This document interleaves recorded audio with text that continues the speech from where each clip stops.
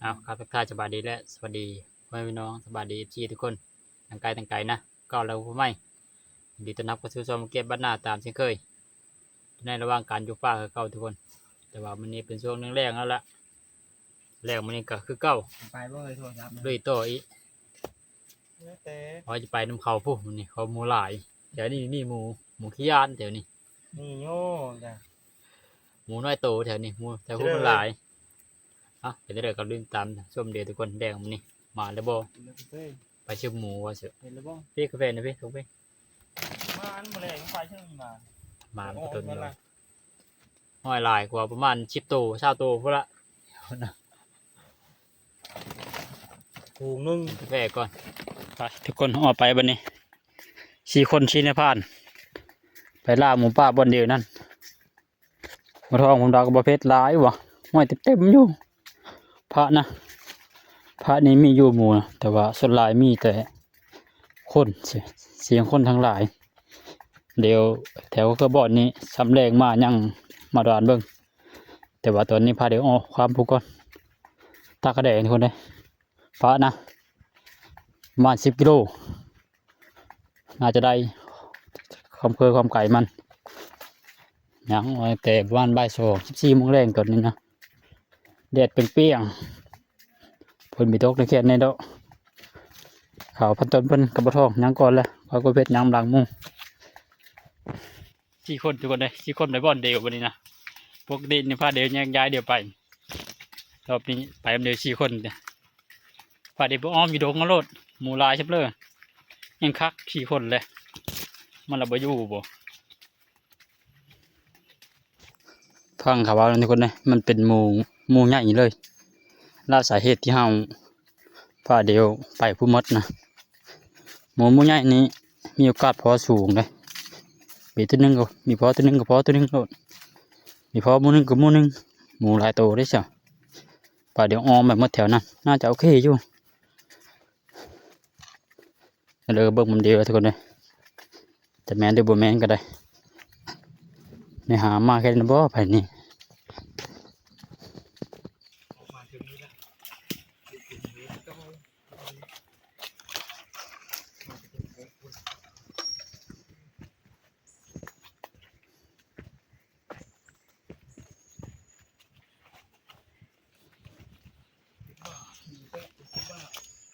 ก็มากระบอกทุกคนพอแล้วมากระบอกลายแถวนี้นะว่าหมูกระลายเต็มอยู่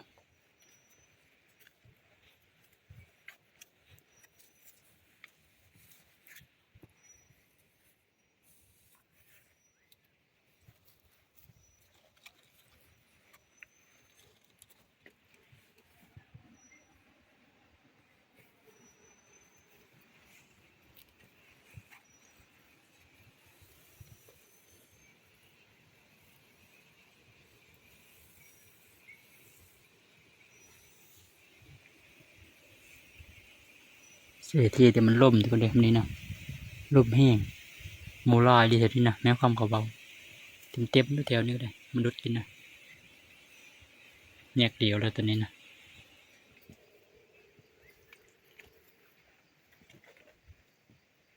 หมูลายมากระบอกกระลาย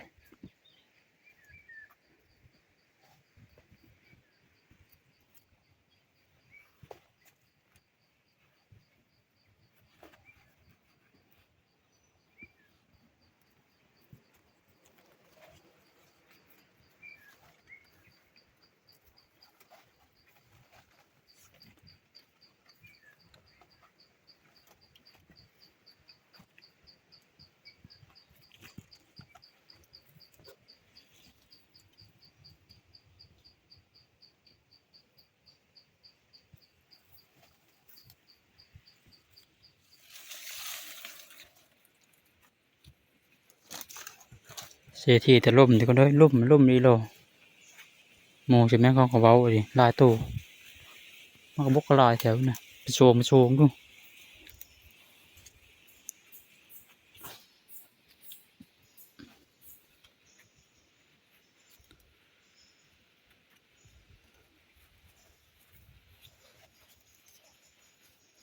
นี่ยมันดุดนี่ก็ มดุดนะ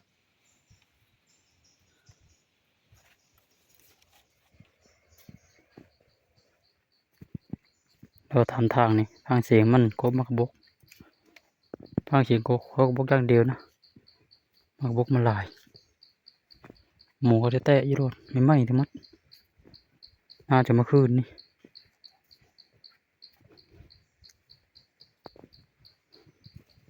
อันนี้หมู2 ตัว 3 ตัวแป๊บเดียวนะ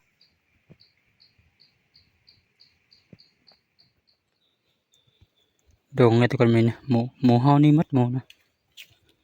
ทีมงานเราก็อยากจ่ายเดี๋ยวเฮาดงนี่พายด่านอยู่ดงนี่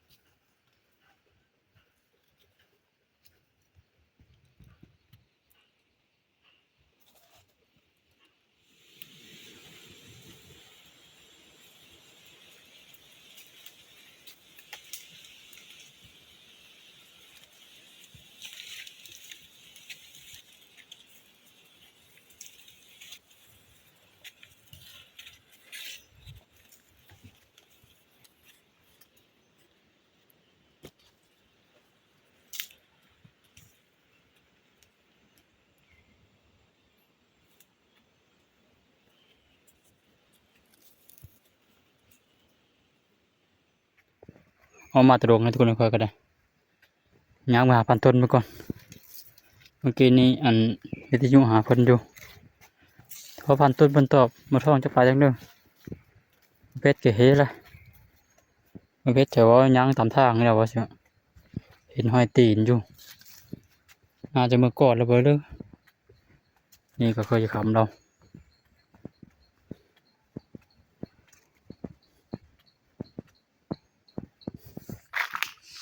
โอ้นางทายเด้อผู้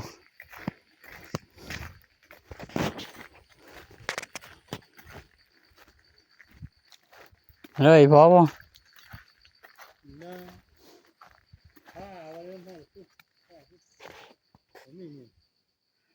ทางเซ็นเตอร์นะเบิ่งนะบนเฮาตูเซ็นเตอร์ตูทางไทยนั่นเด้อยู่ภาคทางซ้ายมือนั่นเด้เบิ่งรูปบ่หั่น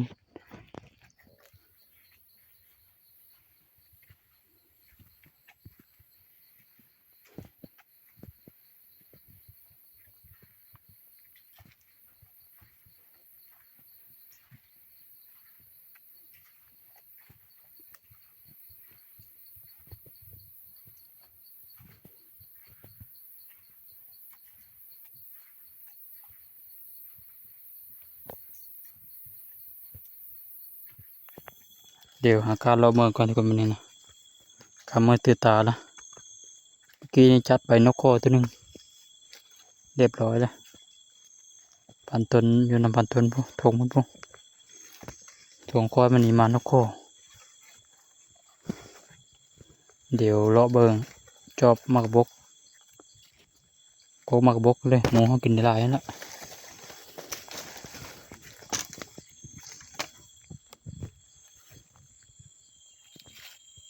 โอ้โคตรใหญ่ทุกคนเลยเก็บตัวนี้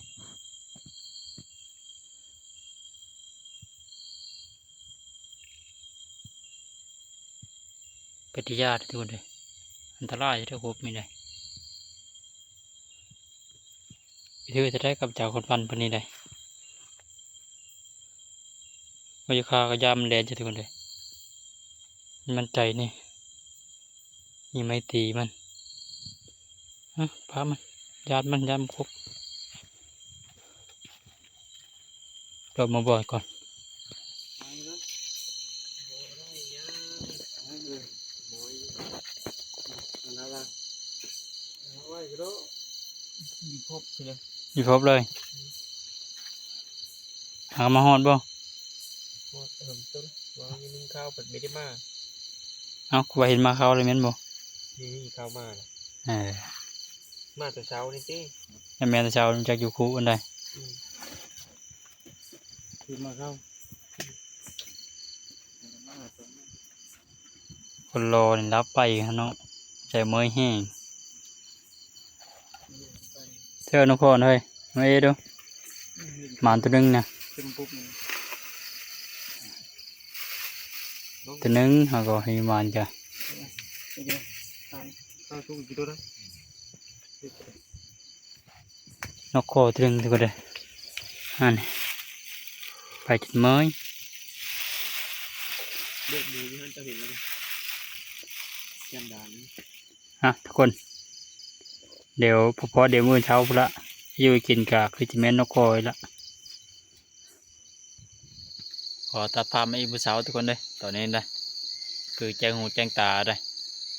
มาเมื่อคืนนี่ก็พาเดินนอนทุกคนเลยเช้ากินน้ำยาก็พาเดินนอนนั่นยังว่าเพิ่อกับเมยนะเมยเฮี้ยงอีหลอไปตั้งแต่เมื่อวันนะไปตั้งแต่14 โมงแรงฮอด22 โมงพอเดี๋ยวกลับมาบ่อนว้าเต้าเดี๋ยวลอยทุกคนเสาร์วันนี้ก็คือจะเป็นเสาร์มื้อสุดท้ายนะของการอยู่ป่าของชุมเฮาเพราะว่าจะเอาไปหายากำลักหาเลาะบกกระเหาะเลยตามกระบอกนะเป็นเรื่องกันนี้ตามชมเดียวลงไปแต่เช้านี่ตั้งแต่พันต้นเป็นกระบอกเพชรคอยของกว่ากาจะอ่อนเดี๋ยวนี้ละหายามันกำลักก่อนทุกคนเลยยามันถือกำลักปลาสองมือละปลาหึงมันบีได้ได้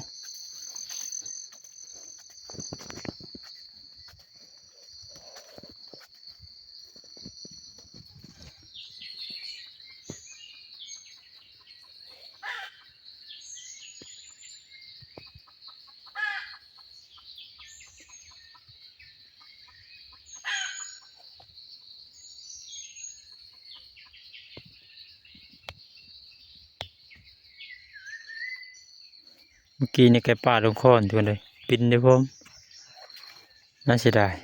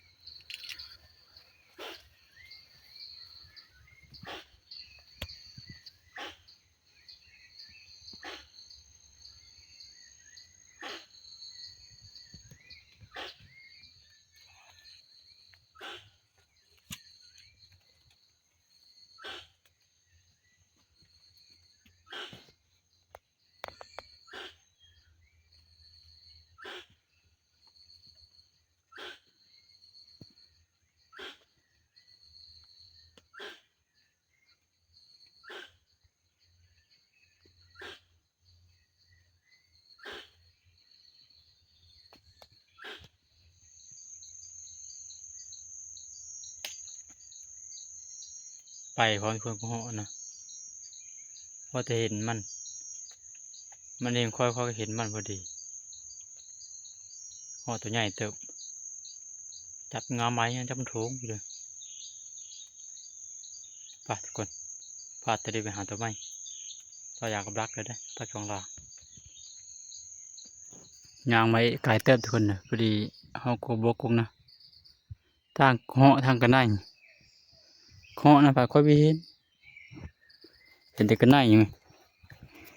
ฟาดเด็กเจอกันได้ฝาดก็เหาะฝาดแล้วเจอขึ้นประเด็นพี่มันกินลองกินมากกับบกลมนี่กันได้นี่ก็เลี้ยงเทิงนี่กันได้นะฟาดตกมานี่เลยนี่ค้างไม้นี่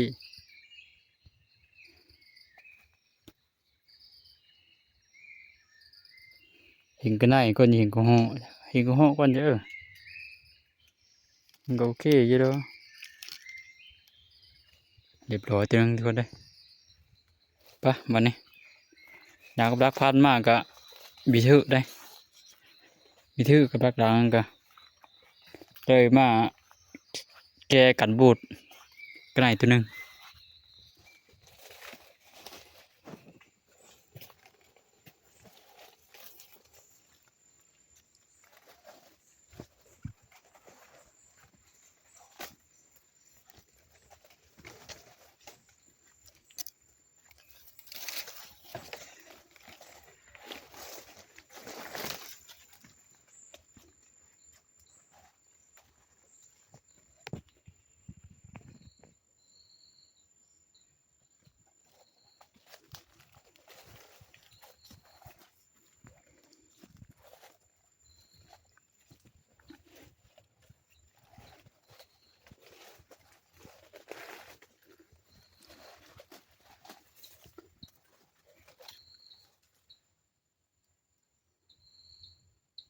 ปลาจะพันทุกคนเลยเอาปลาจะพันไปคุกก็เลยกับมืดเนี่ยกันไหนกินมากระบอก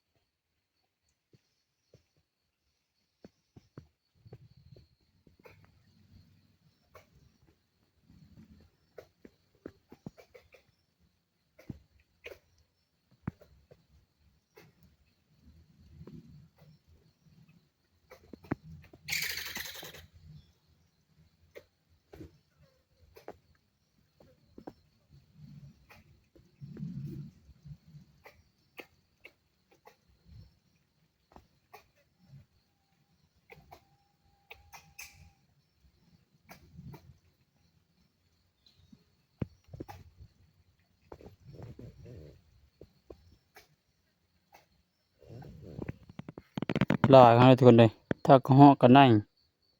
กระเหาะในสี่ตัวแดงใหญ่ทั้งหมดกระแตมากินปลากระบอกนี่นะตัวกระเหาะนี่เห็นมาเลยก็ขึ้นเทิงก่อนแม่เป็นอยู่ไก่คนนี้มากินกระบอกพวกนี้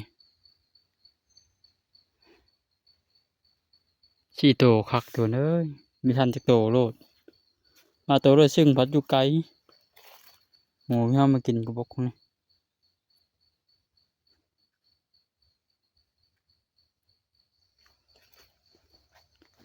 เดี๋ยวอยากกับยักษ์ก่อนทำแหวก็ทุกคนเลยยังแหวล้างนึ่งบ่เนี่ยยามไปล้างนึ่งบ่เถอะล้างนั่นละหมูลงโบกกันทุกคนลงโบกตอนมีเย็บนะน่าจะรุดอยู่เฉยล้างเฉยน้ำแห้งนะเนาะโบกตัวนั้นนะ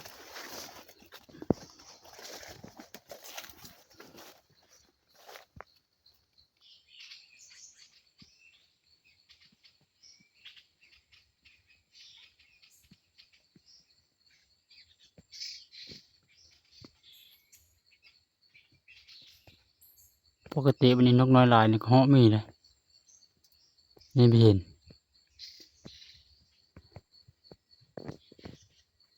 น่าจะอยู่กูบกกูบัง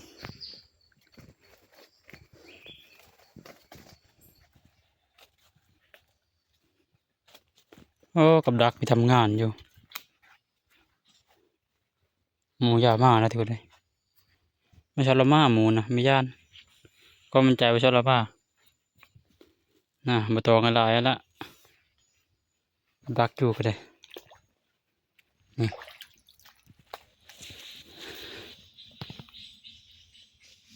โบกมัน แต่ว่ามันมาถึงมันจะคูดเพราะว่าคือดินตะพังมันเจิดลงแคมโฮยนี่คือดินมันเจิดลงคือดินนั่นนะเป็นตะพังโฮยคอยนะดักไว้นะถ้ามันมานี่พอดีนะแบบมันกระโดดชบลงเลยพอดีเป็นโบกเลยนะแต่ไม่รู้ว่ามันจะท่าเกี่ยวกับดักหรือเปล่าแต่ถ้าลุ้นมาหน้าทุกคนนะกับดักก็ได้ชุดนี้ยังบีทำงานอยู่รอบหน้านี้บางที่ว่ามันไม่ได้มาแต่หึงแล้วนี่ก็เดี๋ยวเลาะมาบ่อนก่อนมันนี่เป็นมื้อชำท้ายแล้วถ้าหมูนี่มาวันนี้ทุกคนมันจะรอดหอนไม้นี่โลดนะบ่เก่งกันละรอดหันแล้วก็รอดเทิงหันมันรอดนี่แต่รอดมันมานะมันไม่มีทางไปที่จะหอนไม้นี้กวางมันเรามันต้องรอลงมาเตอร์พี่เด้มันเคยไปความเอาไปจะพันนี่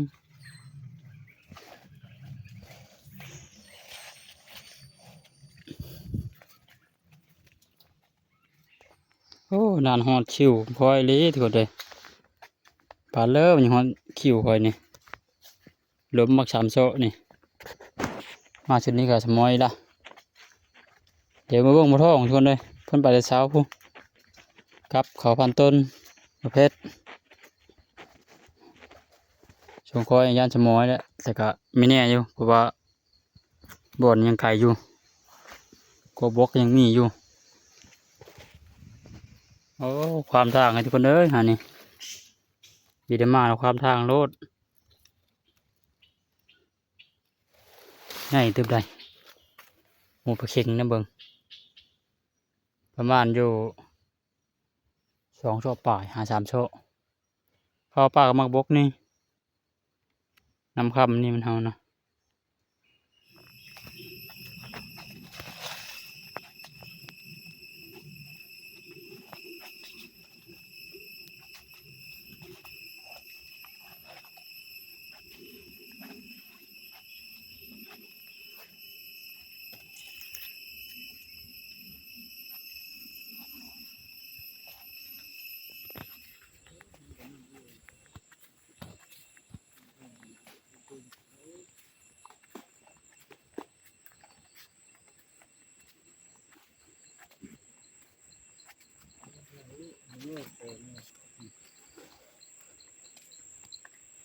มานเบย เมื่อย มันแต่เมยละปั๊บไปเช็ดไปแล้วเลยกะ น้ำท่าน นี่เด้อ นี่ห้อยหมูข้างอยก้นเต็มอยู่โอเค เคยความหนึ่งปีแล้ว สอบจะทำงานแล้วได้ เชื่อ ยกมันกระบกคือเบาท้องนี่แหละ โกยอันนี้บ่พี่เลย มันกระบกน้ำรู้ว่าความเกินนะ ของมาโทษคนที่คนเลยมันกระบกยาเชื่อชีดหมูละ น้ำละ อ่ะมาครบทีมงานก็ได้ไม่มีใครมาเลยนี่ละกินมันนี่ก็ได้ตัวเดียวนี่ละพอได้มีแห้งขับรถมาทำเจียวหลายกับท้องจมเจ็บท้อง เจ็บท้องเลยเจ็บท้องเลยเกยไปกับมวยเป้าเลย โอ้ไฟกับเด็กเนาะ เอาไปลูกเดี๋ยวนี้บ่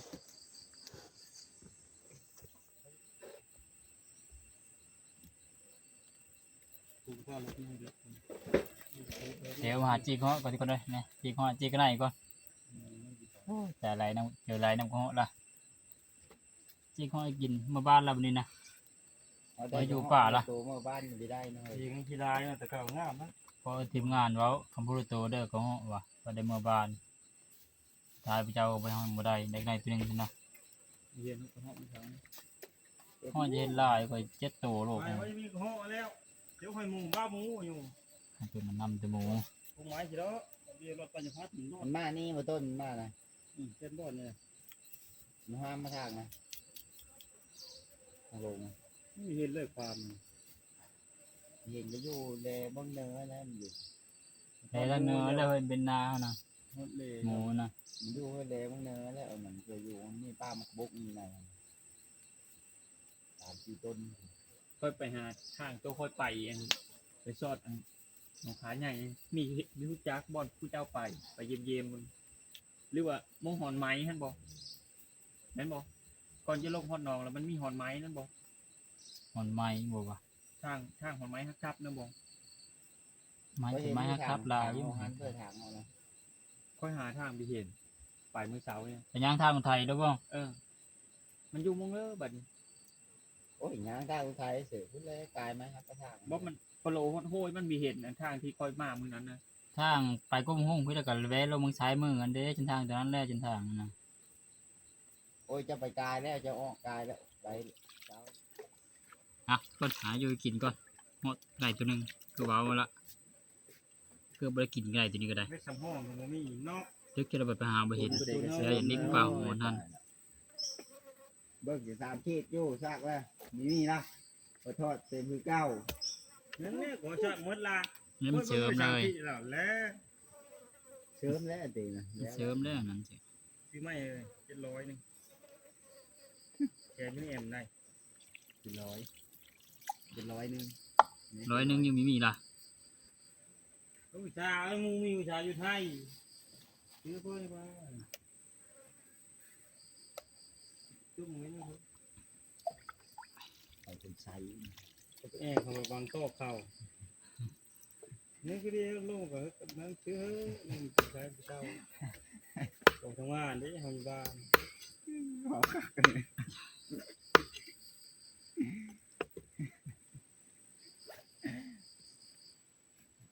ตีเมื่อตีเสเอิงเบิก ก็จับข้าวยกตัวที่ยากนะครับ เชื่อบางผู้เอ้ย อ้อม เอาเชิญให้ในผักกระพูเลยย้อนผักกระพูมีแล้วมีมา อีละเงี้ยตี งานบางผู้หัน มีเงี้ยตีก็ได้ บางผู้มาที่นี่มากหลายโลด แล้วต้องพุ่งน้อยบ่ชิ้นหมูขึ้นเยอะห้องท้องบ่นี้บ่ท้องท้องปะหลับจนคืนนี้ โอ้ยไล่ตุ่มเนาะแจ้งมาไปเวส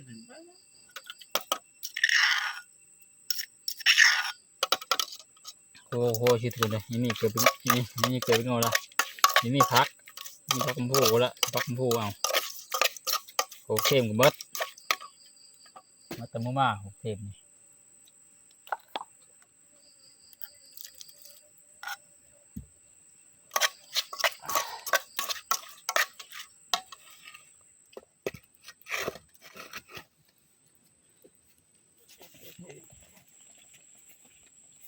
จบแล้วทุกคนเลยโป่งหายข้าวกินน้ำก่อนพอดีจะเมื่อละเพราะจะเปิดละท้องเราปวดเถิงว่ะเฮ็ดนั่นเลยนี่เลยเฮ็ดนั่นเลยนี่บ่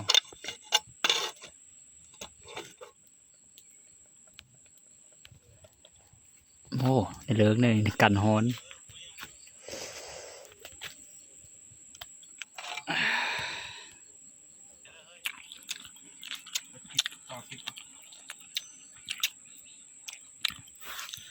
มาทุกคนกินข้าวกินน้ำบันนี้ก่อนจะเดินทางออกจากป่ามาอยู่เลยอยู่กับบุรอดละ